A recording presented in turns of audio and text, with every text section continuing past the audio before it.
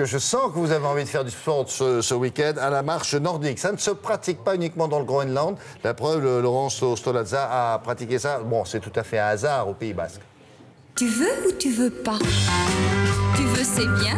Si tu veux pas, tant pis. Si tu veux pas, j'en ferai pas une maladie. Oui, mais voilà, réponds-moi non ou bien oui. C'est comme ci ou comme ça. Qu'est-ce qu'on vient de me dire? Vous avez été faire un reportage ailleurs qu'au Pays Basque? C'est pas possible. Et comment avez-vous pu... Ah, mais qu'est-ce qu'ils vont dire? Saturation. Ah oui. Quand ils vont voir ça, ils vont faire une trahison suprême. Trahison. Mais enfin, c'est pas mal là où vous étiez. C'est pas très loin non plus, un peu au nord. C'est au bord de l'Atlantique, cela dit. Il y a des îles et des embruns marins. Oui. J'étais pas trop dépaysée quand même. Non, ça va. Il y avait des Bretons, donc ma foi. Belle plage aussi. Belle plage. Bon, ça va. On mange bien, tout va bien. On commence à adopter cette discipline-là. C'est à la fois de la détente, parce que c'est une marche. C'est un petit peu de sport aussi. C'est un peu de sport. C'est le sport à la mode, Nordic Walking, donc pour les gens qui n'aiment pas l'anglais, c'est la marche nordique. En Finlande, parce que ça vient de Finlande, 480 000 licenciés aujourd'hui.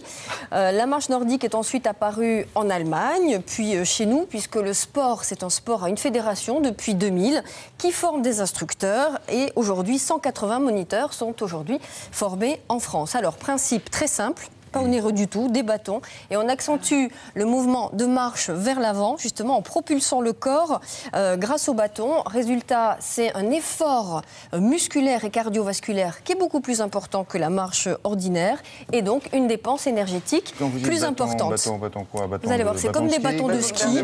Ça vient en fait du ski, puisque les skieurs du Grand Nord, des pays scandinaves, les champions qui skient l'hiver, s'entraînaient l'été dans les montagnes, justement, à l'aide de ces bâtons.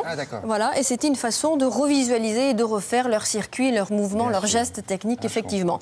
Alors, ce sport prévoit également des assouplissements et des étirements, tellement accessibles et efficaces que certains centres de thalassothérapie en ont fait une activité, un soin proposé aux clients. C'est le cas à la Thalasso de Carnac, où je suis allée essayer. Mais j'avoue que le planter du bâton, je ne suis pas très forte. Ah bon? On regarde. Il faut aller voir monsieur...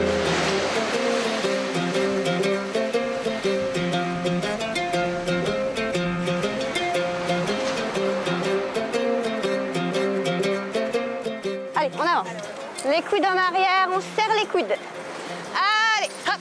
Vous connaissez Carnac, sa plage et ses menhirs. Voici maintenant son planté de bâton. On pousse, pousse. Les bâtons servent à propulser le corps en avant, à soulager les articulations, les hanches, les genoux et à se redresser.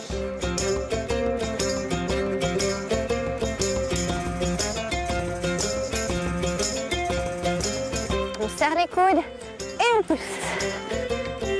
Quand on a les bâtons, on se tient bien droit et on a beaucoup plus de facilité à respirer. Marcher avec des bâtons, en fait, ça permet d'être plus droit. Tout à fait. L'auto-agrandissement nous permet de gagner quelques millimètres. Tenez-vous bien droit. Ouvrez la cage thoracique. Ensuite, on met la main sur le bout du bâton et on se tient en équilibre sur le bâton. Voilà. Et on va lever le bras pour étirer la taille. Voilà, essayez de toucher le ciel.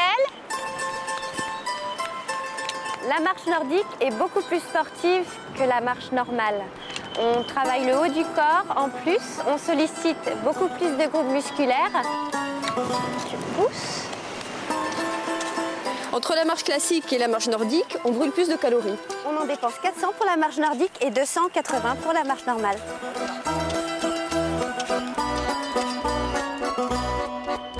Le Nordic Walking a un effet sur le système cardio-pulmonaire, sur la circulation sanguine. Les personnes qui ont des jambes lourdes trouvent vraiment bénéfique la pratique du Nordic Walking.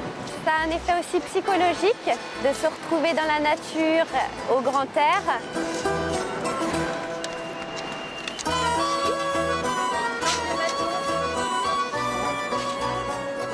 La marche nordique permet aussi de tonifier et d'affiner la silhouette.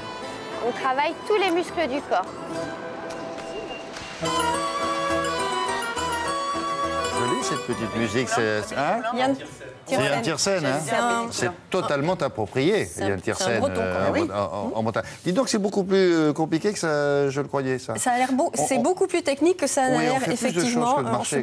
Et on implique toutes les chaînes musculaires du corps, donc la dépense musculaire énergétique est beaucoup plus forte. Et on dit 40% plus importante que la marche classique. Et ce sont les parties supérieures du corps, les abdominaux, qui travaillent. Et avant ce phénomène de mode, on savait que les skieurs, justement, étaient très enclins à faire ce sport également, parce que ça fait circuler et bouger toutes les chaînes musculaires du corps, que ce soit le haut ou les parties supérieures. Alors les bâtons ne sont pas superflus, contrairement à ce qu'on pourrait croire. Ils soulagent la pression des articulations en descente, et en montée, ils aident les membres supérieurs c'est rigolo, à monter. 4, là. Voilà, à 4, c'est... Le côté SNCF, là, c'est sympa. Ça nous permet de respirer, parce qu'on est obligé d'avoir les épaules écartées au bord de mer, c'est quand même pas mal. Alors, pourquoi c'est fédérateur? Parce que tout le monde peut y aller, les jeunes, les vieux, c'est pas cher. Bah oui, c'est accessible à tout le monde, c'est pas cher, et puis c'est écolo surtout.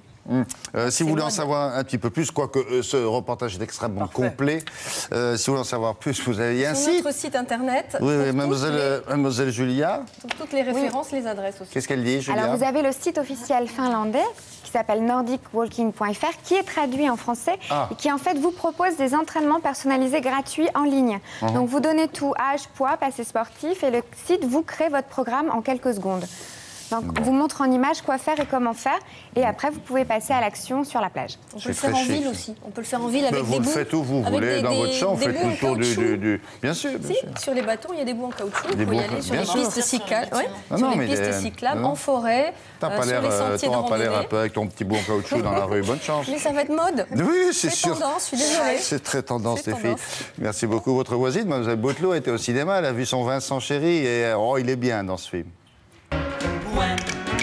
When you smile at me, well, I know our love will always be.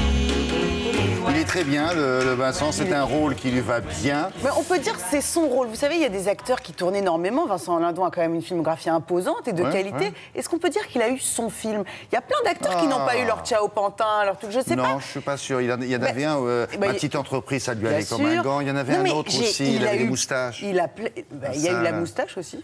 Mais non, c'était pas celui-là, parce que dans la moustache, il n'avait pas de moustache. Non, mais là, vraiment...